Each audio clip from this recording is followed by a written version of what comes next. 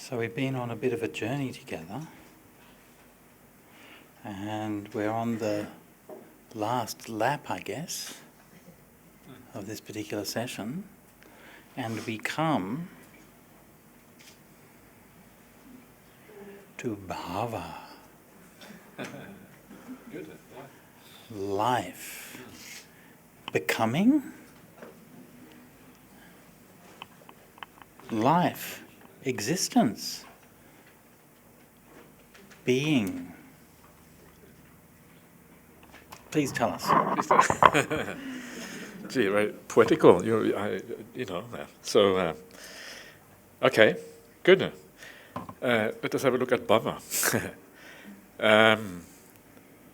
One of the translations Bhante Sujato was just mentioning was the idea of becoming, whether becoming really is a suitable translation for this term bhava. That's an interesting discussion in its own right. But there is a big difference between the idea of becoming and the idea of existence. Yeah, there's one thing is the state that you are in, and it's maybe a desire for a particular state in the future as well. But becoming is a process. So in the suttas, you have, for example, you have desire for bhava, and that would imply that you have craving to become, which is kind of weird because becoming itself is a craving, really. Yeah, so it means like you're craving to crave, which is not entirely wrong. I mean, it can be, but that is not what is really meant in this particular context. So becoming is a bit funny because it implies craving to crave, really, craving to become. But it's a particular, when we think about the future, we don't think about the perpetual process of becoming. That's not what we crave for. What we crave for is a particular state, a particular rebirth, a particular sense of identity, a particular status in society or whatever it is. That's really what we crave for. So I think it's quite appropriate to translate bhava as existence or being, as you say, or life even, rather than becoming.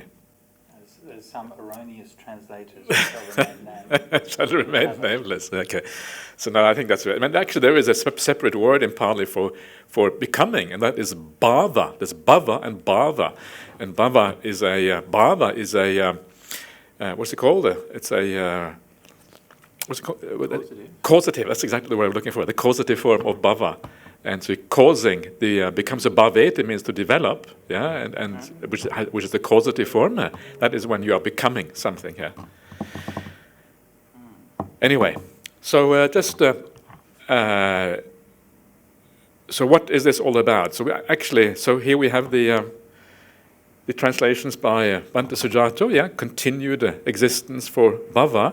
And then you have the idea of rebirth. You want to look at how all of these things actually, how they work together, how they actually function together to give rise to this thing that we call existence. And to do that, I'm just going to skip a number of slides that we used before, but we won't even look at now, and we go straight to those suttas that actually deal with the question of bhava directly. So here we have the various ways of taking up, and then we have the... I'll talk about this later on as we get there. But here we come to the sutta, which deals with this idea of existence of bhava. So let's see what it has to say. So this is the Venerable Ananda asking the Buddha, in what way, Bhante, is there existence? What is the meaning of this term, bhava? So bhava, probably, what he says. I can't remember. Bhavoti, Bhante. And this is the Buddha's reply. If Ananda, there were no karma ripening in the sensory realm, would there be sense-sphere existence? Yeah? So, in other words, existence in a particular realm depends on the karma that ripens in that realm. And what this means, it shows you a little bit about the idea of bhava, how it kind of straddles two different lives. Some of these terms are not necessarily kind of precisely defined as belonging to one life or another one. We saw this with consciousness before, and consciousness and bhava are very, very closely related to each other. Consciousness at the very beginning, you have the sankhara, paccaya, vijnana. From the choices condition of choices, you have consciousness. And consciousness is conditioned in this very life by the choices we make. And then according to that conditioning, it then carries on into the future. And bhava is exactly the same principle, and you see it right there. You have the karma, which you build up in this life. It builds up a particular kind of existence in your mind. And as a consequence of building up that particular existence in your mind, then the rebirth happens in accordance to that. And so what do we mean by this kind of existence? And can we experience this existence? And the answer is yes, to some extent you can.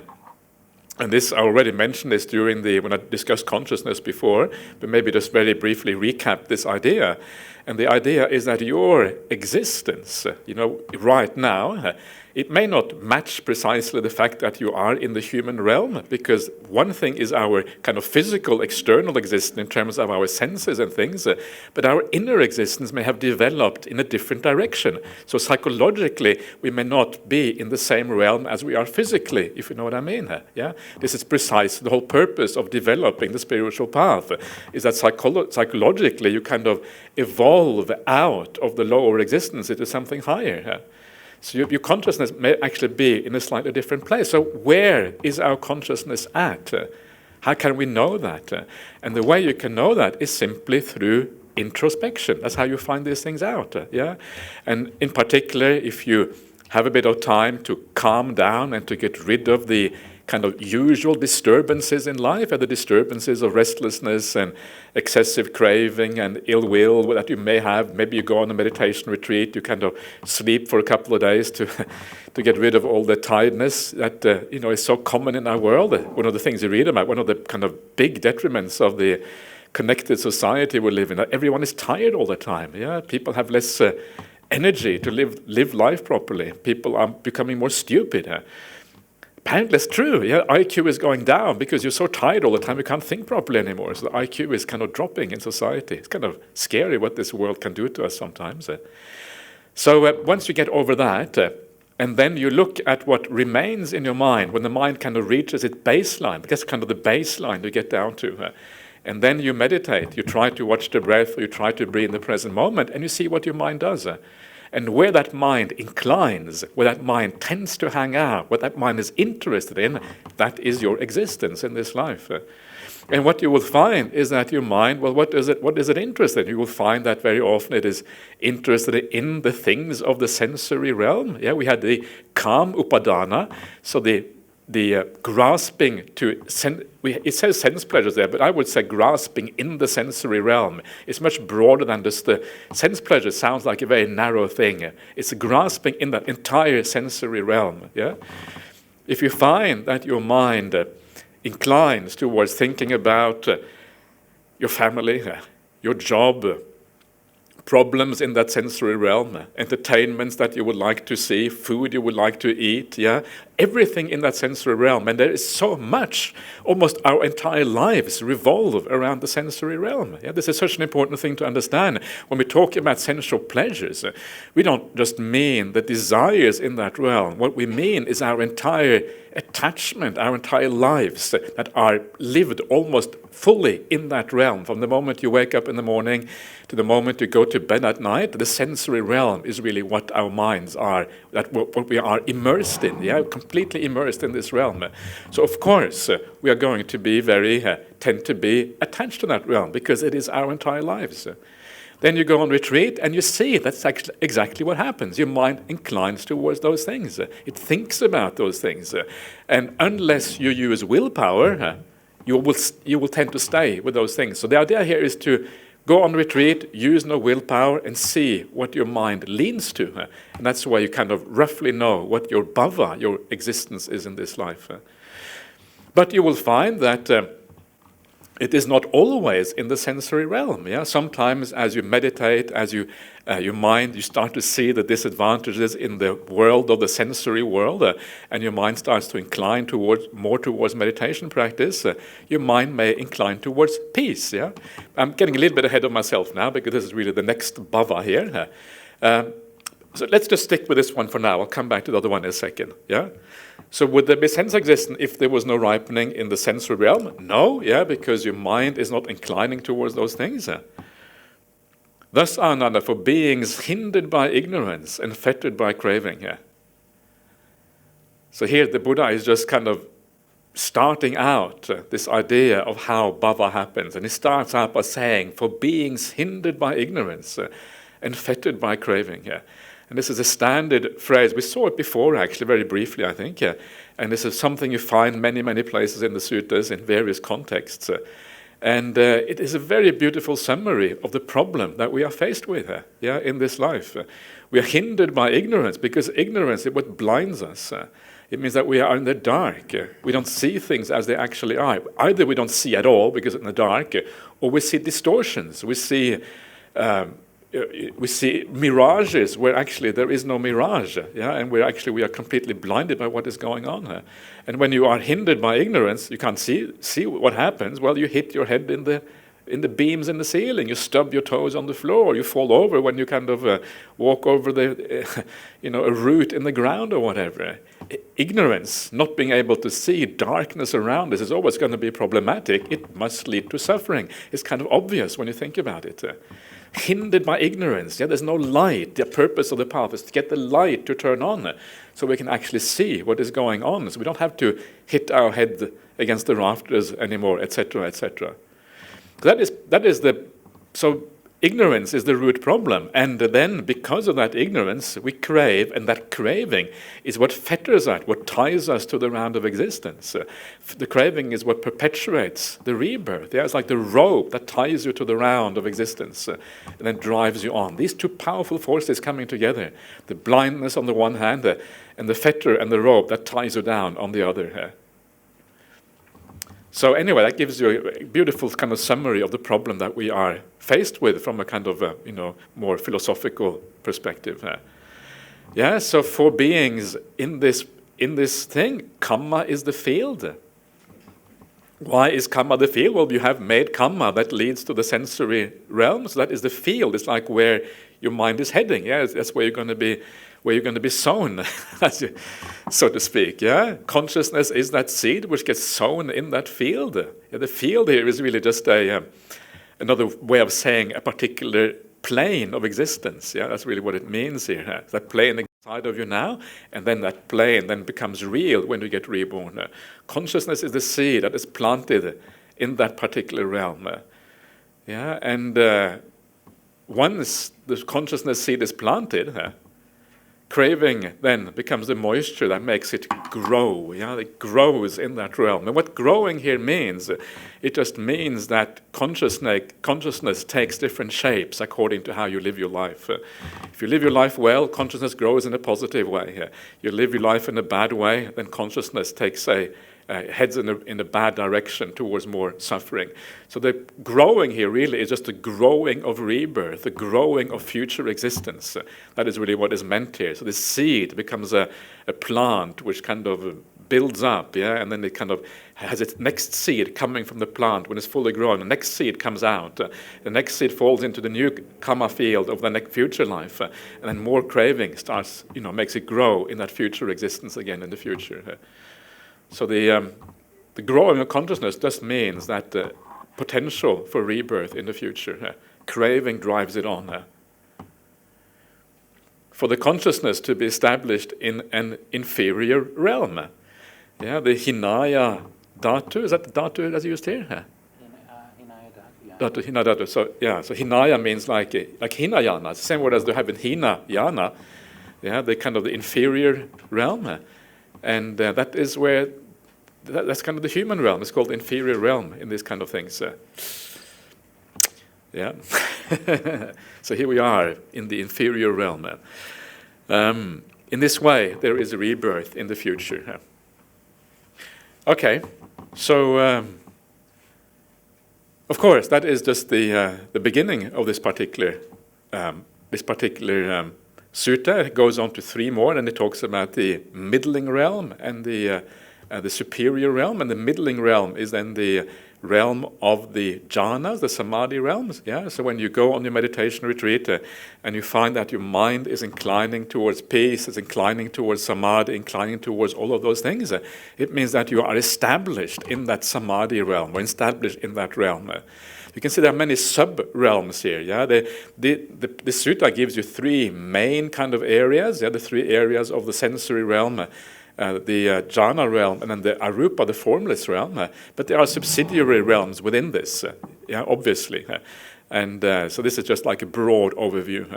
So then you see whether your mind, how deep does your meditation go? That will show you again give you some idea of where you exist right now, and then where that will lead you in the future, yeah, etc., all the way up to the very highest. So that is the idea of existence. Then that existence that you have then in this life, well, because you're already existing in a certain way, it is a tendency of the consciousness, the inclination of the consciousness.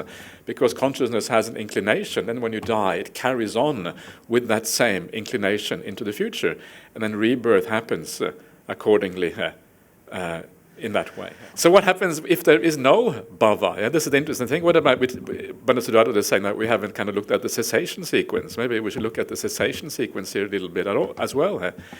So if there is no craving, yeah, you don't react to the feelings anymore because you realize that craving is counterproductive.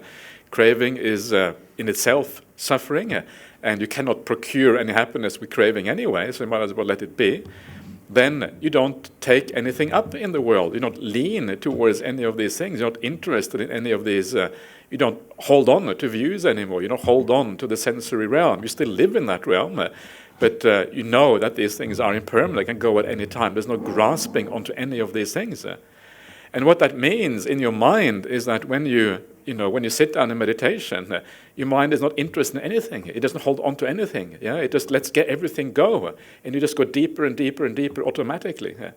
And this is why, if you are the kind of more wise you are about these things, the more insight you have into this teaching, the less craving you have, the less upadana you have, the easier it is for you to become peaceful, because you just let go like that. It's automatic for you. You know that there's nothing there to be held on to. The mind isn't leaning towards anything at all. Yeah. Eventually the consciousness just drops everything, and everything is completely gone as a consequence. There's no holding on to any of these things. And so there's no leaning towards any of these things. And because there is no inclination towards any of these realms, anything within the five khandhas, it means that when you die, because the consciousness isn't inclining towards anything, it just stops instead, and there's no kind of movement into the future. That craving which drives you on into the future, that projects the five khandhas into a new existence, is no longer there. It may seem a bit mysterious, yeah, and to some extent it is, because these, to be able to see this really requires a deep insight into the nature of craving and all these kind of things. But I think the general idea sort of makes sense, though. Yeah. Okay. Well, that is the idea of bhava. Would you like to add anything to these? I would. These things, Thank you. That's very kind of you Yeah. to invite me to have something to say. It's nice to have something to say, isn't it? Sometimes, yeah. Would you be so kind, Venerable Sir, Absolutely. as to pull up AN 3.76 for me? Oh, that was okay. So this is the real deal. The real deal, yes. With the. I just want to make just a couple of points. So we've been talking about the Pali word bhava, and we mentioned that. I just want to add a few things. Just oops, there you go. A few things to round out that discussion. So first of all, the word bhava is a noun from the verb to be. That's where the root of it comes from, and as such, the root to be obviously is one of the, if not the most common verbs in the language, and bhava, a very kind of common, ordinary word. It's used sort of colloquially in the language in a similar way to which sometimes we might use the word life. And you get that usage in the Rapna Sutta, for example. Nate bhavang attamangadiyanti. They don't take up an eighth. So talking about a stream enterer can only be reborn 7 times, so they do not take up an 8th bhava. So there you can see the 8th life, or 8th existence perhaps, but you couldn't say an 8th becoming in that case. It wouldn't make any sense. Or even an 8th being doesn't really make any sense. So this is why these kind of... Bhava has a more sort of concrete sense than we might think from a kind of more abstract... Like if you approach it from a more abstract sense, if you think of it in terms of being, right? Being's not incorrect as a translation, but it tends to make it, it's a bit more woo-woo about what exactly you mean. And bhava means a life, as in my past life I was Cleopatra, for example. And this kind of mean, and so the idea of bhava is it's a tricky one as a translator to try to capture it, because, on the one hand, etymologically it's very simple, but the sense of it and the connotations are difficult to convey, because when you're talking about bhava, you're talking about this ongoing process of existence. So I sometimes translate it as continued existence, sometimes I just translate it as rebirth, or translate it in different ways according to context, to usually continued existence or ongoing existence or something like that, to try to give this kind of sense for bhava is like a bhava, like a countable bhava, is a bit similar to the concept of vijnanatiti that we were talking about the other day, like a station of consciousness. So it's like you have a certain karma, which is going to almost project your mind into a certain bhava, and within that bhava there's a certain stability for that period of time. So that one life, your bhava is sort of around that kind of region, and then maybe in the next life it's going to go to another dimension or another realm. So that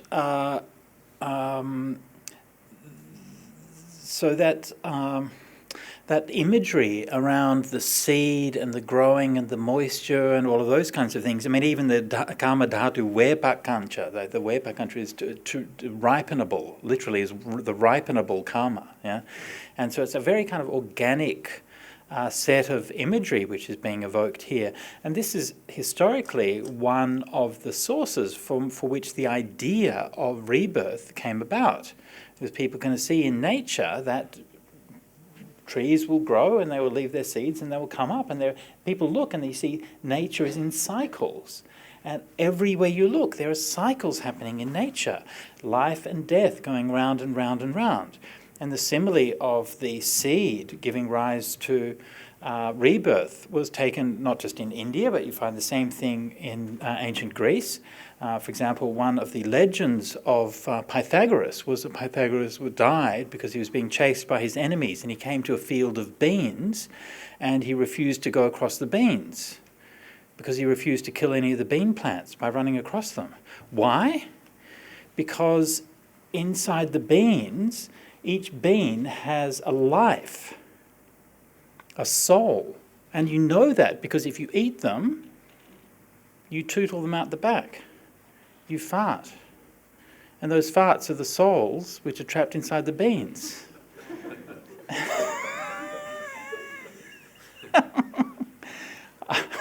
Anyway, that's the story. If it's true or not, I cannot say. I wasn't there, and I don't know Pythagoras personally, so I don't know if that's true. But so this idea that and I find this a very kind of evocative idea, like that consciousness is the seed, right? So there's like, you think of the seed as like DNA, and it's like encoding of the information that's needed for a new life. Yeah, that's what DNA does. That's what's in the seed. Huh? And one of the things also that's interesting is here, because here, of course, we are, we're near the end of the 12 factors of dependent origination. And how do we explain this? When we're talking about it, how do we explain it? Well, vijnanam, which is, of course, right at the beginning. Yeah? Kammang, which is equivalent to sankharas, also right at the beginning. And tanha is similar, as we've seen in this sutta itself, where you have this phrase that we've pointed out a few times, hindered by ignorance and fettered by craving. Showing that ignorance and craving, of course, going together in this particular case. So that Buddha's explaining bhava effectively with the first three factors of dependent origination. So once again, this is one of the reasons why we talk about in terms of a spiral. There are these repeating patterns and so on that's going on. So bhava is encapsulating or that whole kind of process, and it has, according to the tradition, and I think justified by context like this, that bhava has both passive and active sides. So it has, in terms of like we get reborn into a bhava, but when you're in that bhava, that existence, part of the characteristic of being in that existence is that you act. I mean, of course, depending on what kind of existence. Some kinds of existence might be more passive and you're not really doing very much, but certainly in the human realm, you get to do things. That's part of what it means to be human, and you are making those actions and you're making those karmas. And so that is then driving the dependent origination again and fueling the cycle for another turn. So that's just a few points I wanted to make on that. Yeah, it's interesting how you can. This is an expansion on sankhara in a sense. Sankhara is here is expanded out into three terms: tanha, upadana, bhava, craving, grasping, and bhava, which really is that expansion of the choices, and you kind of make it into something. So it's nice to have that two sides to it, because it gives you a kind of further understanding what it actually involves. It involves, and one of the things that you see right there, what it does involve is that the idea of choices does not just involve the act of craving and desiring, but it involves things like, grasping, which is attachments, basically. Attachment is part of that. And that is a very useful thing to understand for meditation practice, because one of the reasons why we are blocked in meditation is precisely things that we hold on to. The grasping. You hold on to the sensory realm. You cannot let go of the idea of seeing or hearing or the body or whatever. That actually blocks you. You come to a plateau. It doesn't go deeper. Why not? Well, there's something you're holding on to, something which is stopping you. You may not have a very active craving, anything going on in your mind, and yet there is an underlying tendency to hold on to that world. So it brings out a kind of a new dimension, in a sense, to the kind of this idea of craving and desire and choices, etc., which makes it very interesting. One of the things about the Satipatthana Sutta is that it doesn't give very clear, precise instructions on what exactly to do. It just tells you that you are aware of the feelings and you are aware of the mind, the citta anupassana. It doesn't tell you the context in which that happens. The first Satipatthana, kaya anupassana, the contemplation of the body, it is there. You have more instructions. You have the 31 parts of the body. You have some idea what to contemplate. The breath is mentioned there. But the rest of it is kind of a bit more ambiguous. I think that is why there are so many different interpretations. Some people say you just watch the feelings in the body everywhere. But I would argue that the context for that meditation is the breath meditation. At least that is the usual context. So what you really are doing is that you're just watching the breath. And then as the breath unfolds, then these steps happen more or less by themselves. I think we may have a look at the Anapanasati Sutta tomorrow. So these feelings arise through the breath contemplation. The contemplation of mind also happens through the breath contemplation. And that, I think, to me, has always been the easiest way to understand this, because then there is a clear kind of anchor. There's something that you can be aware of, and then the stages happen through that. And if you go to the Anapanasati Sutta, then it is basically a samatha practice, a calming practice, all the way up to the 12th step, which is the same as the citta, the ending of the citta anupassana. Then you have the Dhamma anupassana, which Bhante Sujato translated as contemplation of principles.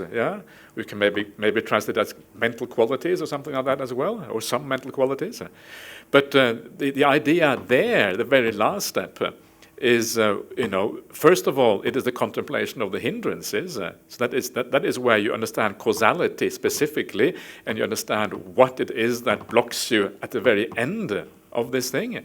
And then it is the contemplation of the bojjhangas, which is the arising of the factors that lead to jhanas, etc. And then finally, it is the contemplation that leads to the full insight into the three characteristics in relation to the five khandhas. And this is what you find in Dhammanupassana. All of that is included within the last one, the Dhammanupassana part. But So I think that most of it is just a kind of breath meditation. And of course, one of the things that we should not underestimate as well is that for breath meditation to work, you have to reflect on the meditation process itself. Why is it working? Why is it not working? So when we talk about breath meditation, we don't mean just watching the breath. We mean at the end of it, asking ourselves, what is stopping us from going deeper? Why did I have success today? What are the perceptions that work in my meditation? And this can be regarded as a kind of Dhammanupassana or something like that you do at the end of every meditation, especially when it goes reasonably well, then you have some data to work with, and then you can kind of do that. So then you are reborn according to this process of bhava, and this is a very interesting translation by Bhante Sujato, the idea of translating jati as rebirth rather than birth. And I think I mentioned this before, but I want to mention it again because one of the problems with Pali, any language, is that terms have a meaning which the audience, depending on what the audience is, they will hear different things. And the audience in ancient India, when they heard a word like jati, it would be implied automatically that meant rebirth. That would be kind of the meaning of that term. And so, but when we hear the word birth, it is not implied at all that it refers to rebirth. So if we want a modern audience to hear the same thing that the ancient Indian audience heard, you have to render it as rebirth. Otherwise, it doesn't work. And this is a very interesting principle of translation. You have to put yourself almost in their shoes to understand what they were talking about to make them understand that. And just to sort of on that is that I mean, actually, the English word birth doesn't mean actually jati at all. Actually, the English word birth means when a baby emerges from the womb. Right. Okay. And which in Pali is vijati. You have to specifically distinguish it and say vijati is when the baby is born. Yeah. But that's a very important point because what that means is that this is basically the establishing of consciousness in a new life. It's a different time point in time, and that kind of it's important to know these little things because then if you know little details like that, the whole process of the 12 links kind of comes out more clearly. And another example of that, of kind of translating things, is a discussion that I had with Bhante Sujato a long time ago. That was the word nibbana. What should we do? Should we just keep it as nibbana? We will notice that when you read Buddhist books, the majority of people just keep the term nibbana there. But is that a good idea? There are certain downsides. If you keep the word nibbana without specifying it, you allow people to read whatever they want into that term because they have no idea what it actually means. But for the ancient Indian audience, nibbana also had a very specific meaning. It meant something like extinguishing, the going out of the flame. So for that reason, we decided, we agreed on this. We don't always agree, but sometimes we agree. It's good that we don't always agree, otherwise, that's really terrible. But we decided, okay, let's call this extinguishment. And this is something that I was discussing with Venerable Bhikkhu Bodhi as well, who's one of the kind of prime translators of the suttas. Originally, we thought about the word extinction, but extinction has a very negative feeling. So extinguishment is what we ended with. So that's another example of that. What does the audience hear? You want to give people that feeling of the same that they had at that time. I find myself kind of leaning towards quenching sometimes. Quenching isn't bad, especially in verses. Extinguishment is sometimes really clumsy in verses. It's bad, What do you think about quenching? Because quenching, it's the extinguishment of thirst as well, which isn't bad. Exactly. Yeah. Extinguishment means more sense because it's nivan. Nivan means extinguish. Okay. Nirvana is what we call colloquially. To extinguish nivan. Okay. So nivan. Do quench. So for that, okay. Very good. Yeah. For good. Of course, for most people, young people, Nirvana is a band. But is that right view or wrong view? I'm not sure. I don't know. Not sure. Yeah. Does that use of extinguish again gets us back to extinguishing all tanha? extinguishing many things. There's many things that get extinguished. Tanha is one of them. You could also argue all defilements, including delusion, gets extinguished.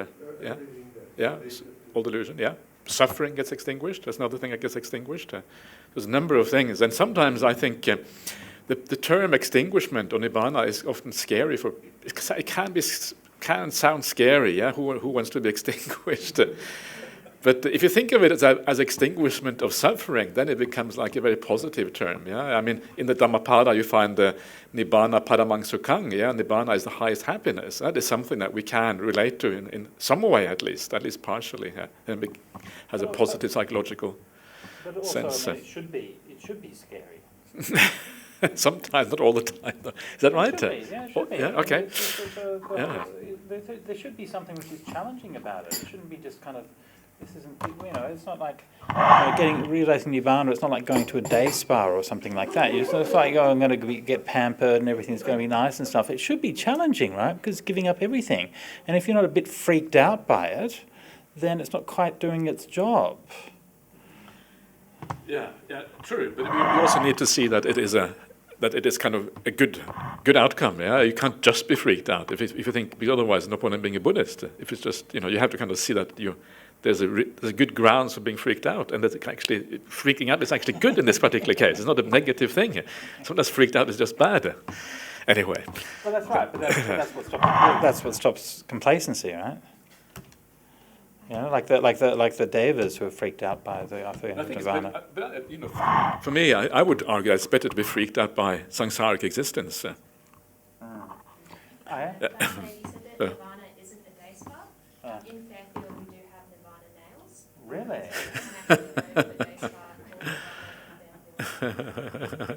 I apologise and I withdraw that statement. Isn't there like, I think there's a samsara like furniture shop or something like that around the place? There's a perfume called Samsara.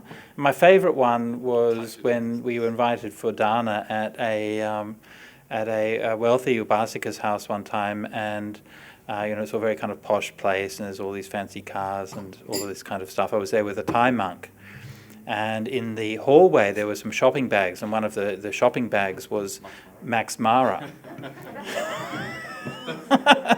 So I explained to the Thai monk, I said, I'll see that, and I explained to him what it means, and he just laughed. Anyway. Yeah, please. I was wondering, could you interpret the word with a number of words, like a Pali word, like call it the cessation of suffering rather than just one? Yes, of course you can. And I mean, for example, with bhava, then I'm usually translating it as continued existence. And it's very true that you can't map one word onto another word. I mean, any translation is approximate. In that particular case, and cessation of suffering, you can't really use that, because then you'll inevitably have a verse somewhere that says Nibbana is the cessation of suffering. So then your cessation of suffering is the cessation of suffering.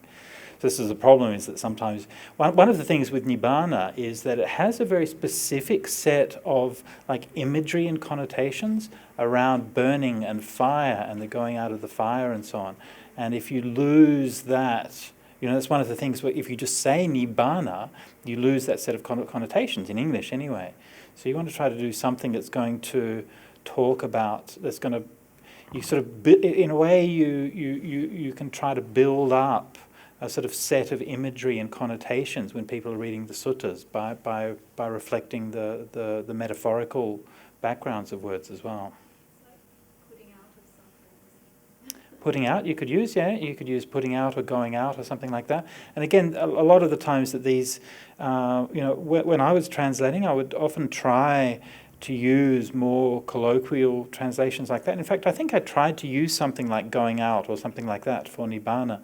But eventually, sometimes they're just not linguistically flexible enough, because in translations you can't always fully determine how it is that you want to use a word.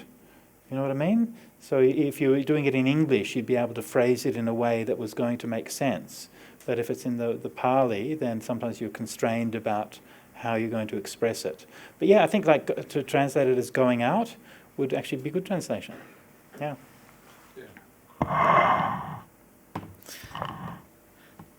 Yeah. But then some people think it means going to a nightclub. So Exactly. Yeah. One of the interesting things about this particular connection, between rebirth and old age, death, and suffering, is that sometimes you see the dependent origination, what is called patiloma. Yeah, you see the reverse sequence. In other words, it starts with old age and death, and it goes backwards to ignorance. Yeah, so you see the forward movement, which is called anuloma, and patiloma is the reverse sequence. And this you find this in places like the Mahabodhana Sutta, Digha Nikaya 14, the great lineage, or whatever it's called. Is that what you translate as? Yeah. It's the lineage of past Buddhas, essentially. And what you find in these suttas is that the Buddha starts off with the problem, because suffering is the problem that we have. Old age and death is the problem that we have. And then the harvest of deeds. Wow, that's pretty cool. Okay. So Apadana is one of these difficult words, but it seems to be from the idea of a harvest, of reaping what you sow, like deeds. And then it's the same as avadana, isn't it? The same word, the P and the V. Yeah. So the Buddha often starts off at the end, and then he asks the question, what is the cause? Yeah, and this is kind of a beautiful way of thinking about dependent origination. We have a problem. Why do we have this problem? And then he goes then from old age and suffering, death, all the way back to ignorance. And so, and then he asks, and always this is what is called, this is actually called specifically yoniso manasikara in the suttas, wise attention, this is one of the core examples of using wise and proper attention in the suttas. And so what is the cause of old age and death? And as Buddhists, we don't even think about it. Yeah, of course, birth is the cause of this. But if you ask a person on the street, in Sydney or in Perth or wherever, what is the cause of your suffering? Nobody would ever say birth. Yeah, that's kind of completely out of the range of ordinary people. It just doesn't happen. And the reason why people wouldn't say that, because it's not really a solution. There's no solution in saying that there's birth, right? Why are you suffering? Because I had an argument with my partner, my husband or wife. Yeah, I'm suffering because my children are misbehaving. I'm suffering because I broke my leg. I got fired from my job. I'm feeling depressed today. There's endless number of reasons why I might be suffering. And if you can pin it down in that way, well, then we think we can find a solution. Yeah, that's what we think. We think we can find a solution that way to problem. And this is what makes the Buddha's teaching so radical and so different. Instead of giving that kind of ordinary solution that most of us are looking for in life, the Buddhas actually realized this is not really a solution. There is no solution in that area. Yes, we may kind of put a Band-Aid on the wound for a while. It may heal a little bit, and then another problem arises soon afterwards. So this is this is a very radical statement. Yeah, the idea that actually the problem is much, much deeper than that. The problem is the idea of birth in the first place. That is why we're suffering. That is why it is there. And when you think about that, what it actually means is that once you are reborn, that's it. You've had it. There is no solution in that realm. We're never going to be able to, yes, we can fix up climate change a little bit by having good policies. We can have less COVID by having a good political system that kind of organizes the vaccines and the things in the right way and locks down when we have to lock down, except for the Ridges Hotel. Don't lock down the Ridges Hotel. We're doing things too important to be kind of stopped by COVID. And we can kind of help to make the world a better place by good policies. But the problem is always going to be there. The problem is not going to be resolved at its root by fixing up things in the world. The problem is birth in the first place. It's a very radical statement. It's something that nobody ever thinks of. Nobody would say that. So this actually is much deeper than it may appear at first sight. And this is also one of the reasons why it is so important to translate it as rebirth in this particular context. Yeah? Because once you understand it as rebirth rather than just birth, well, then it makes sense to end birth. Ending birth doesn't make all that much sense because I was born in this life and then I'm going to expire, and then what's the big deal? But once you understand it as rebirth, well, then this whole idea of ending birth or rebirth actually starts to make sense. So it really only makes sense in the context of of the samsaric existence of going round and round and moving on to a new life in the future. So anyway, so this is kind of the idea of. It seems so obvious, but actually, it's to me when you think about it, actually, it's a very profound idea. This idea that rebirth is really the problem, and not just ordinary problems of the world. So that is the first point I want to make. I want to make more points. I just want to kind of pause for a second. But do you want to say anything about that? No, I think that's already good. Yeah, good. Yeah. Yeah. Okay. Any questions? Are we going to just look at the definitions of the term? Sure, absolutely. You want to look at that now? Sure. Sometime. What is rebirth?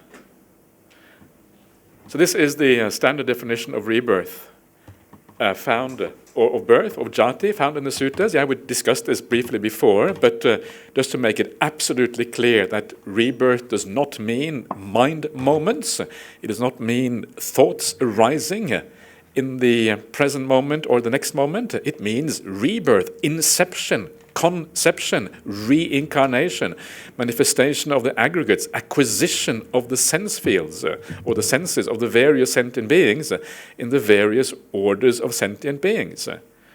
And there's a lot of synonyms here you have to try to capture in English, but yeah. But the Pali is quite. What does it have? Jati, sanjati. Sanjati or kanti abhinibhakti. Yeah, so but the point is that all of these words in the Pali language refer to rebirth, the arising of the aggregates in a new life. And as I mentioned before, when the Buddha talks about the arising of a thought and the passing away of thought or feelings or perceptions or whatever, he uses a very different kind of language. Different kind of words. He doesn't use these words here. These words are specifically set aside to talk about the rebirth process. So, they couldn't get much clearer than this. Here's another we saw this before, but another definition of rebirth. So the first one is from the Samyutta, this one's from the Digha. Yeah. The rebirth of sentient beings into the various realms. Gods, fairies, I like that one. Fairies, spirits, creatures, humans, quadrupeds, birds. That used to be called bipeds in the old days. We call it birds, which kind of is nice. And reptiles. What is reptiles? Is it Siddhingsipa or something? Something like that. Yeah, Siddhingsipa. Each into their own realm. Quadrupeds is just like dogs and four-legged animals. Yeah. That's still within the mammals, like the humans or the mammals. If you look at it evolution-wise, evolution-wise, the reptiles are lower because it's only got the big brain and the hind brain. Yeah. It doesn't have the cortex. So this is also lying in a biological... It is actually. It is in a sense, yeah. Going down from the gods and going down, yeah. That is true. We should have gone on to amoeba. That's true. I mean, it's not necessarily meant to be sort of comprehensive. Obviously, like fish and so on could be included, but the word I've translated as reptiles is sarisapa, which is perhaps reptile is a little bit too. I think it probably includes like insects and things like that. I'm not sure where fish should be in there somewhere as well. But anyway, so it's meant to be more inclusive than that. But yeah, as it stands, it does sort of more or less go down that sort of evolutionary thing, doesn't it? Yeah. Centipedes wouldn't be included in Sarisapa. Yeah. Satapadi. Satapadi, exactly. And Musika. Missing. Where do you have this? Do you have it there? What is the Pali for this? Chatupada, okay. Tesang satanang tatatayajadin. Okay. Usually it has kind of an inclusive phrase at the end, saying whatever beings into whatever realms. Whatever beings, whatever, yeah. So Okay. that's right. So it finishes off with a very inclusive fragment, a phrase as well. Tesan tesancha hiyananda satanang tadataya jati nabhavisa, where tesan is an emphatic distributive phrase, whatever kind. anywhere that they are. Yeah. Yeah. All right. Yeah. I like this one. Old age? Yeah. Yeah. Growing old. But before we get to this, My teeth are very broken. My hair. your teeth is all right. My teeth are not all right. You ask my dentist. No, they're very bad. Grayness of hair. No, this is all plastic. Is it? Yeah, it's all plastic. Ah, Yeah, I guess none of that's this is why real. it looks so good then. No, none of this is real. Yeah. Wrinkling of skin, decline of vitality. Degeneration. Where's my glasses? Degeneration. Where's my glasses? Well, I've got mine, so we're on the same boat. Okay. Yeah, so this is good, yeah? The old age of various beings and the various order of beings. They're growing old, the brokenness, the grayness, the wrinkling of the skin, the decline of vitality, degeneration of the faculties. You didn't say anything about that? Oh my gosh. Glasses, that's a good point. Yeah. This is called old age, yeah. So you're getting, Very specific, isn't it? are you getting older? I guess this is a sign. Yep. Can we also argue You never feel. that this is reality, but this is also a very suffering view or a pessimistic view of old age. Right. Because with old age, there's all sorts of things we gain.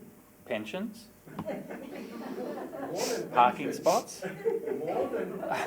More valuable than pension, this word called wisdom. Really? Sometimes you get one, sometimes you don't. It depends on the person. Yeah. Of course. Yeah. But this list is not about what is gained as we... That's right. Yeah. Mm.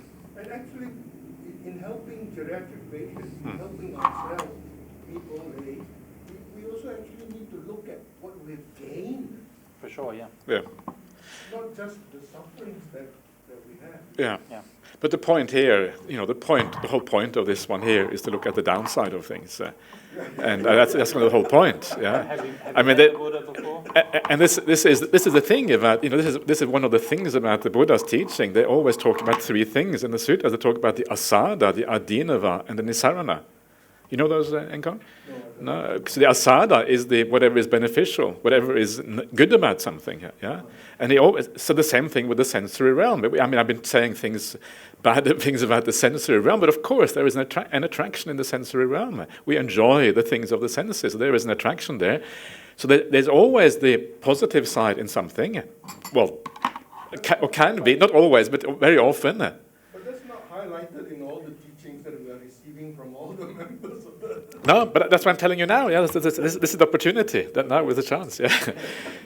Then you have the adinava. Adinava means that the drawback or the disadvantage or the downside of things, and then you balance out the upside with the downside, and then you say nisarana. I'm getting out of here. This is how it works. So the Buddha does not deny the fact that there is attractions in things in the world, but he balances out and thinks, okay, the right way out, the right way of this is actually getting out of this. It's called the nisarana. Yeah. So yeah. If I may. So I've mentioned this a couple of times, but I think it's worth, I'm just going to read it now. So this is from The Guardian a few days ago, was it last week?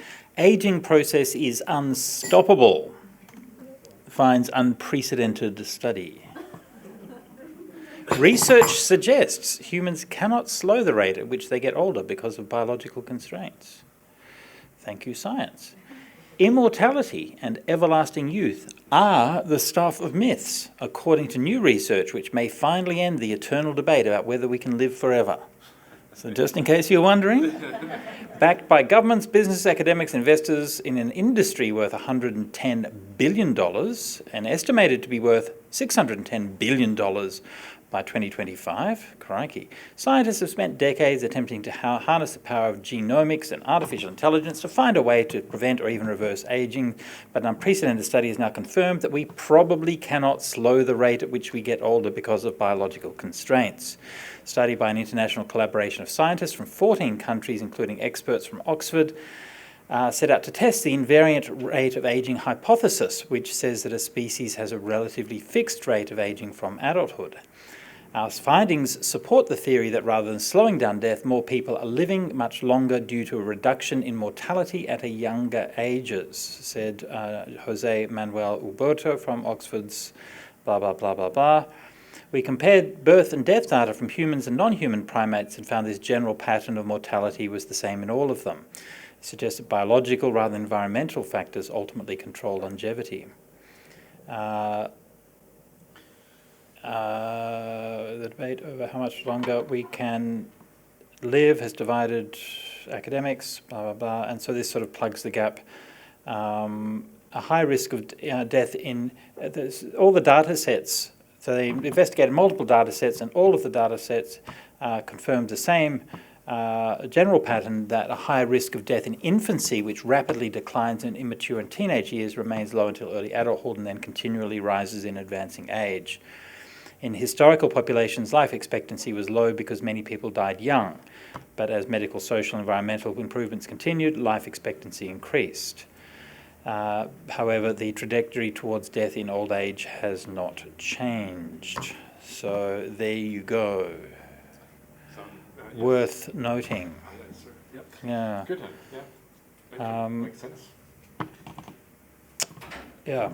Okay, I want to talk a little bit about, since we're talking about such nice topics, a little bit about death. Yes. Very last factor here, coming towards the very end. Just look at the definition of death before we discuss that a little bit.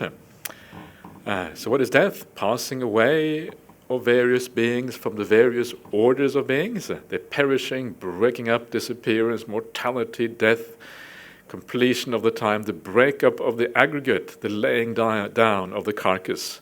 This is called death. Is that your translation? Not quite. Sure, not quite. Yeah. I have perishing, disintegration, demise, mortality, death, decease. Okay. Sounds like the Dead Parrot sketch.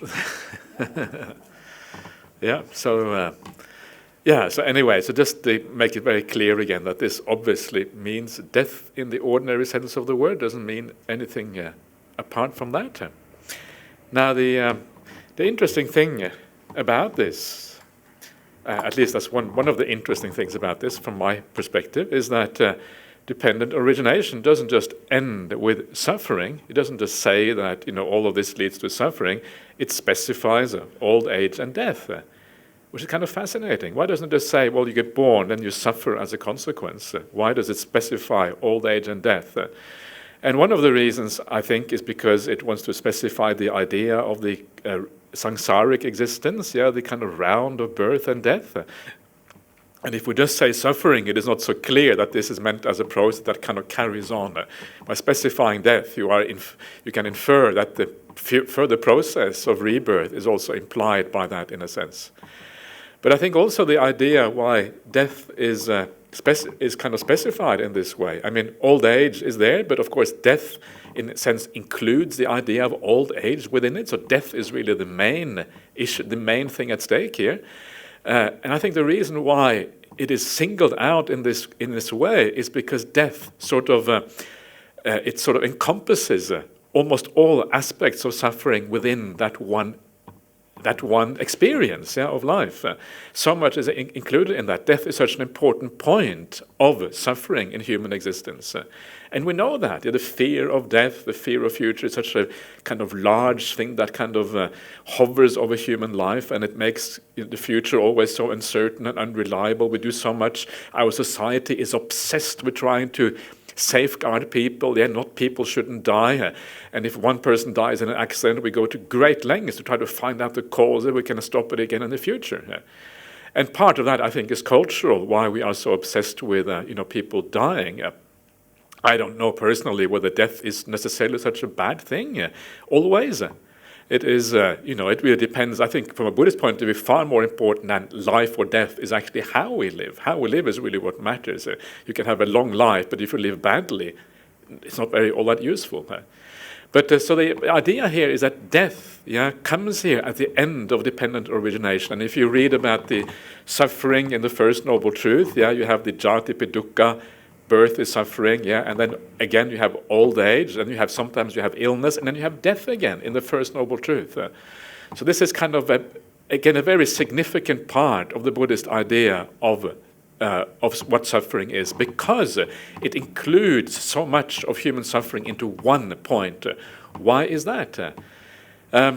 Actually, before I go on to why is that, one of the interesting things about death also is the whole idea of the Buddha's biography. When we read the Buddha's biography, and you find this in a number of suttas, it's really more like an autobiography, because the Buddha talks about his own life and what happened. And very often we think about the Buddha as a bodhisattva who practices for all living beings to be happy and all of these kind of things. But when you read the suttas, you realize that the motivating factor for the Buddha, or the Buddha to be, to practice the path, to try to find a solution to whatever, actually is not really to save all beings. In the suttas, the Buddha's main motivation was death. Yeah, death is the big thing that looms kind of in the background with the Buddha.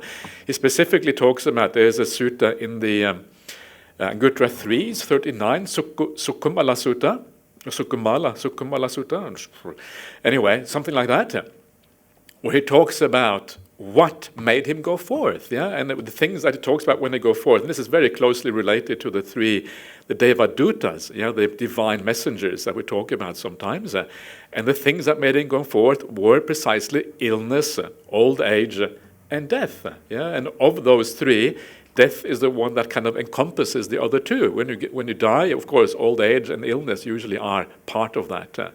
So again, death is very, very obvious. Buddha talks about his going forth in the famous Arya Pariyesana Sutta, the Noble Search, Majjhima Nikaya 26. He talks precisely about the noble search versus the ignoble search. And the ignoble search is the knowledge that I am going to die. Dying is going to be problematic for me. And then I end up attaching myself to wife, children, cattle, goats, all of these worldly things, which have the same nature as I have. They too will have to die. They too are going to disappear. So instead of trying to find a solution to the problem that I already have, I compound that problem by seeking other things that have the same nature as I had, the same kind of problem. So then the Buddha decides, based on that, well, I better find a solution to this idea of death. Not this idea, this reality of death. That is the noble search. So what drives the Buddha or the Buddha to be in his quest for, in his quest towards awakening is actually the problem of death. Is there a solution to the problem of death? That is what the Buddha is looking for. And when you think about it, it's actually very audacious. This idea, I'm going to just leave home, I'm going to find a solution to the problem of dying, is kind of remarkable. You don't find many people who say that, I'm just going to leave my house here in Sydney and just going to walk into the forest and find a problem to the solution of death. It's kind of astonishing that anyone would want to do that.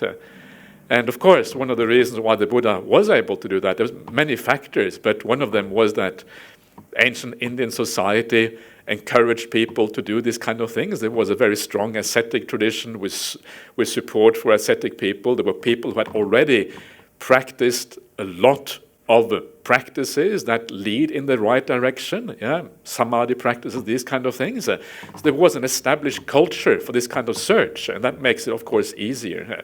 Still, it is a very audacious thing to do that. So this was the Buddha's main motivation for deciding to renounce the ordinary life and become an ascetic. That is the power of the idea of dying. It's a very, very powerful idea. You could go so far as to say the reason why we have a Buddhism in the present day was because of one person's profound insight into death. That is the reason why we have Buddhism today. It is the Buddha to be contemplating the idea of dying to so profoundly that it actually led to what we now have as the Buddhist teachings. So what this means, of course, is that in part it means that the contemplation of death is a very important part of the Buddhist practice. And the Buddha talks about, and you can see that not only for these reasons, the fact that it is at the end of dependent origination is part of the first noble truth, it is part of the Buddha to be's awakening pursuit, all of these things, but also because contemplation of death, called the Maranasati or Maranasanya in the suttas, is found in so many different places. The Buddha talks about it again and again. He talks about the benefits of death contemplation. So it becomes quite that this is one of the fundamental aspects of the Buddhist path, is to contemplate death. That is how powerful it is. You find suttas that talk about the basic contemplations, 5 basic contemplations in life, and these contemplations are illness, old age, death, and then the kamma. Kamma is your kamma is your owner of your kamma, and the last one is you will be separated from everything that you love and is attached to in this world. It's one of the 5 basic contemplations. Of those 5, it is probably the most important one because it recurs in the most places in the suttas. So very, very powerful. Why is it so powerful? This is kind of the last question here. What is it about death that actually is so important? Why does it matter so much? And one reason, I might talk a little bit more about this tomorrow. One reason it is very useful as part of your meditation practice. If you're going to die, if that idea is really established in your mind before you start your meditation, before you start watching your breath or whatever, it means that the future doesn't really exist. The future is irrelevant. If you have a very clear idea that you can die at any time, then all of the future might actually turn out to be completely irrelevant. In the long run, there is no real future. So the idea of death contemplation is to withdraw some of that interest of the sensory world, particularly when it comes to meditation practice, to enable you to go inwards instead and release that hold that the sensory world has on us. This is one of the reasons why it is very useful at that particular time. But it is also useful in a very general sense in life, because as we saw before, one of the things that it does, it changes what you value in life, what really matters in this existence. We start to understand that death, not only is death absolutely certain, I don't know if anyone here who kind of wants to be exempt from that reality, but death is certain. It is also, we just don't know when it's going to happen. It could happen at any time. This is kind of what is so worrisome about death. It's so incredibly unreliable. Or it is reliable in one way, but the when is unreliable. And so what that means is that you start to understand that everything that belongs to this world is as unreliable as our lifespan. The things that belong to this world, which are so much of our life, revolves around the things that belong to this world. All our possessions, of course, including our house, including our car, including our most beloved things in this world. Your clothes, your robe maybe, or your glasses, or my computer. Don't touch my computer. Don't look at my computer. The things that are really close to us in this world. And sometimes we have possessions that are very dear to us, maybe something we have inherited from a past generation or something like that. So all of those things in the world, because they are so unreliable, we start to place less emphasis on that. We don't value it so much anymore. And if we lose them in this life, if other people steal them, or whatever happens, we are not so concerned about it anymore. We don't get angry and upset about that because we understand the problem of these things anyway. We focus on other things instead. Then there's all the people in our life. We know that on our deathbed, at the very latest, everyone is going to have to go.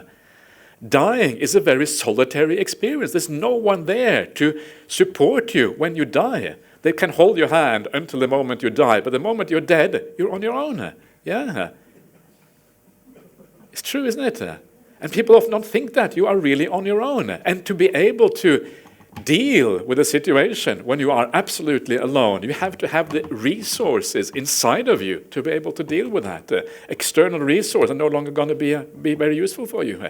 Everyone in this world, the people who are closest to you, everyone is going to have to go. Then you have your inner. Sorry, but the other thing about that is that, like when you die, you're on your deathbed, and all your relatives are like, "Don't go, don't go." And as soon as you're dead, they're like, please go, please go. And you're like, but I just want to be loved. No, we don't want you anymore. And if you hang around, then you begin to realise, who really cared about you. If they really love you, they want you to be a ghost and stay there. Wouldn't they? Probably, yeah. I don't know. Well, yeah, this is the kind of, the real love is pretty harsh, pretty difficult actually. Yeah. What does Ajahn Brahm say when he goes the chanting for people? When the people are on the deathbed, Ajahn Brahm does chant and says, do you want the chant to prolong the life? Or do you want the chant for a nice rebirth? Or not to die peacefully, to die kind of happily? Which one do you want? And sometimes people are, fed up of, oh no, I shouldn't say that. Anyway, heading in the wrong direction here. So, so much of our identity as well is tied up with this world. Yeah, I mentioned this before, the idea of identity in concerning our family relationship, who we are in our family, who we are in our workplace, our education, our social status, whether we are rich or poor, whether we are male or female, which country we are born in, what culture we belong to. All of these things create our sense of identity, and it's all tied to this life.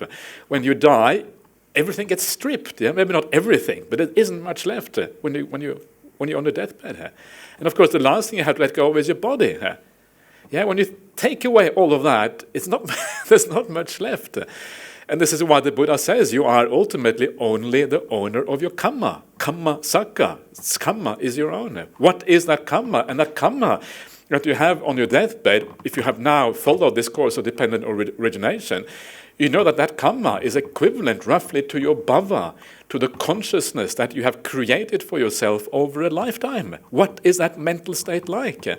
And if that mind you have built up positive qualities for yourself, you have built up a sense of peace in your life, you have done the right thing, lived in a good life, and when you come to the end of your life, you will have a sense of contentment about yourself.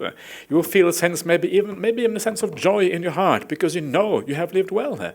And then when you give up this life, when you give up a body that is very sick, when you give up all the burdens of this existence, actually you may find that the death process actually is quite nice. You may actually enjoy the death process. Why? Because the end of the life can often be very troublesome, especially if the body is sick and falling apart, etc. You may enjoy the death process. But there's only one condition, and that condition is that you have to have built up the good qualities inside through this life.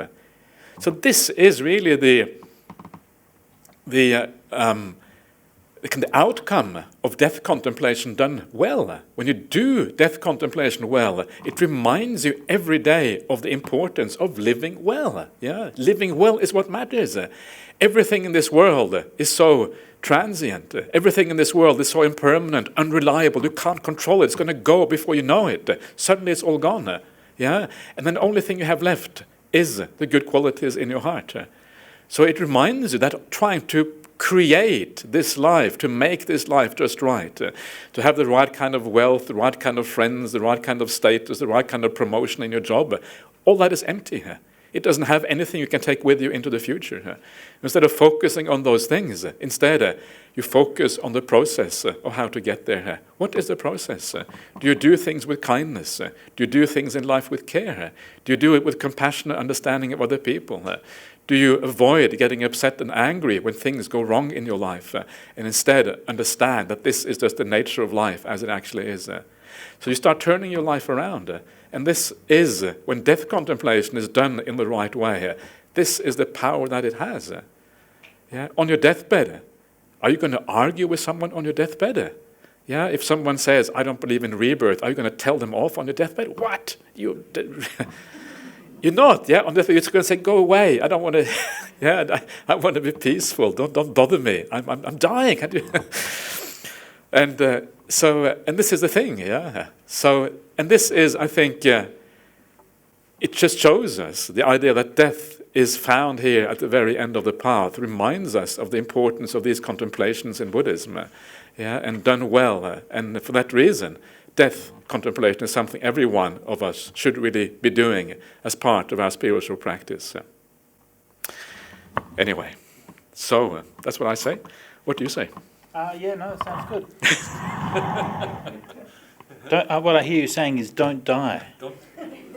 Ever. Yeah, is that what I say? Well, that's why you get enlightened, so you don't die ever. Yes. Good. Yeah, something like that. More or less. I guess one of the things about Nibbana and the goal of Buddhist practice, the Buddha, ontologically, he talked about it in negative terms, and psychologically, he talked about it in positive terms. So Nibbana is the safe haven. It's the highest bliss. It's the peace. It's the refuge. All of these things that he would use to describe it very positively to make us want to be there. But at the same time, whenever he talked about it ontologically, he would always use negatives. It's the deathless. It's Ajahn. It's birthless. It's the unconditioned. And all these kinds of words. And so when, this is a very carefully designed linguistic strategy to try to be able to talk about it in a way that is going to freak you out but not too much, freak you out the right way. And I think that to me to keep coming back to that keep coming back to the fact that the Buddha was always talking in terms of he was creating a negative space. He was creating an absence. He was pointing to something that was not there. And whenever he's talking about Nibbana, it's always ni. It's going out of something. So yes, we want to fill that up with something, make it a lasting thing. But of course that's eternalism, and that's what we try to understand dependent origination to overcome that. Yeah. I don't know if that answers the question, but that's how to answer. I think one answer to that question is that the deathless, how it is used in the, this is Majjhima Nikaya 26, this is the Arya Pariations of the Noble Search. It is the Buddha reflecting that I am trapped in these problems. And then he thinks, well, I want to search for the opposite, and he uses the word amatang at that point. At this point, he doesn't even know that there is any liberation from these things. Yeah. So at this point, the only contextual meaning it can have means freedom from death. That's what it must mean. And so he talks about here, I am liable to old age, to illness, to death, and then he uses the opposite, which is then the ajara, the abhyadi. So it means the freedom from these kind of things. So I think that one of the main meanings when we talk about deathless actually is freedom from death. That's what it means. And that is a much more less loaded word than deathless, which sounds like some kind of state or whatever. Conditioned in the same way, Yeah. to be some sort of permanent state. To be freedom from the condition, I think might be a better way of putting it. Yeah. Literally, it's a past participle, yeah? So amata is the undead. Yeah. Yeah. The undead. So that we get. Did the Buddha want us to become zombies? We're going to attain the state of the undead. There's a book in that. I'm sorry. There's a book. There's something there. I'm getting a bit silly. I'm getting a bit late. Yeah. One of our favourite websites was Buddhism and Vampires, and and talks about various kinds of things. But I always remember when I brought this up and we were having a Sangha meeting, talking with Ajahn Brahm and a bunch of the other monks and so on, and the topic of Buddhism and vampires came up. And the main topic of interest among the Theravadins was whether vampires can actually drink blood after noon. If you're ordained as a monk, is that okay? Because you're drinking, but but it's solid food for a vampire. So is that allowable or is that not? It's a very good question. Yeah, it's... Dependent origination isn't finished yet. Oh my God. Yeah, that's the one thing here. What? Yeah, we still haven't finished. Go on. Okay. We can't end on a cliffhanger. No, okay. It. That's it. Okay, now we go. No, so this is So this is just the last part of it. So it doesn't end with death. It actually ends with this is how sorrow, lamentation, pain, displeasure, and despair come to be. Yeah. So this is kind of the very last part of dependent origination. Such is the origin of this whole mass of suffering here. Well, no. That's what it says, isn't it? No. No, is it more? No. No? Okay. Gee. What do you When rebirth ceases, old age and death, sorrow, lamentation, pain, sadness, and distress cease. Oh, sorry, this is the wrong one there. That is how the entire mass of suffering ceases. You've been Okay. doing the wrong thing. You've been trying to make more suffering. Is that right? Wait a minute. Hey, we got it completely backwards. Maybe I shouldn't be teaching these courses. This Maybe is that's how this whole mass of suffering begins. Okay, so the next time maybe we have to do some changes next time around. Yeah. This is not good. Yeah. And I think it's we're joking around, but it's also, I think it's an important point. Like one of the characteristics of the Buddha's teachings is he tended to present things in this way. So you tend to present like the rising of suffering on one hand, and then the cessation of suffering. But when you explain it in detail, you sort of tend to focus on the arising side. And we've been talking about it throughout the whole thing as well. So we're not just focusing on the origin of suffering, but it is a path. And dependent origination is not just a teaching. It's not just a philosophy. It's a path. And it's a practice, and that practice is the practice that leads to the ending of suffering. You have things like the I'm just trying to remember the number now, the Upanishad Sutta, which then sort of inverts the whole thing. 1223, where you invert the whole thing, and you start to go from suffering, you go to faith. And from faith you go to joy. And from joy you go to, what's the next one? But my answer to this is, I have the answer. Okay, the answer is that if you understand the origination sequence, the cessation sequence kicks in. Yeah, so by understanding origination, actually cessation happens. So this is, Anyway, so what, do you want to, okay. Next one. Okay, so these are just one of the things that happened recently while we did this course. Someone asked, well, what is the problem? I don't understand all the suffering business. Why are you so obsessed about suffering? So we had to kind of explain the idea of suffering in Buddhism. And sometimes this is actually it's a useful exercise to take it for granted after a while. But actually it is important to do that. So just very, very briefly, these are the aspects of suffering, that life has plenty of challenges and problems, so we can all agree on that. The impermanence, is a very important thing. You cannot hold on to anything in life. Everything has to eventually go, especially when you die. So all the challenges we have, then the impermanence of everything. The problem of rebirth, the idea that the cycle goes on and that there is no final solution within that cycle of rebirth. There's just more of the same forever, potentially.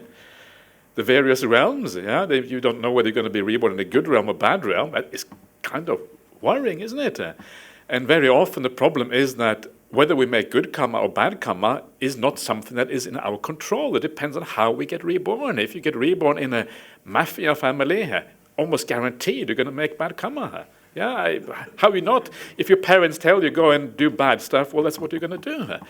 So it's very often outside of our ability. The conditioning is so scary. The conditioning process, when you kind of you don't know what's going to happen next. And then the last one, that there is a greater happiness, is that the standard happiness that we experience in the sensory realm is just trifling compared to the kind of happiness that is available on the Buddhist path. So that's just very briefly just a summary of those aspects of suffering here.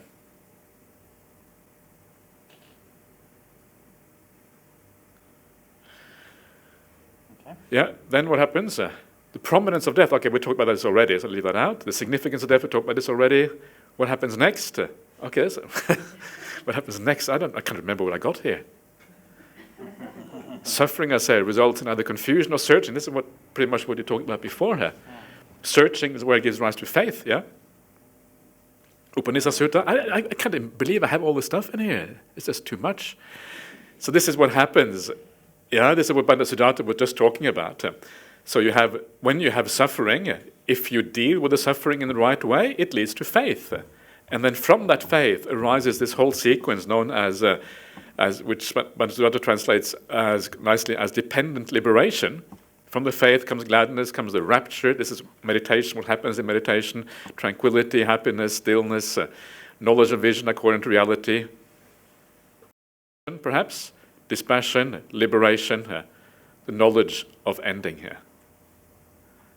That's very, we're running out of time, so I'm just kind of doing this very, very briefly. And then what happens then when you have the knowledge of ending? What happens next? Then comes the ending mode of dependent origination.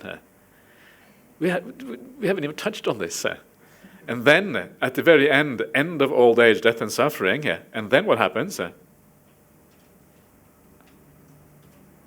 Ding! That's good news, isn't it? Very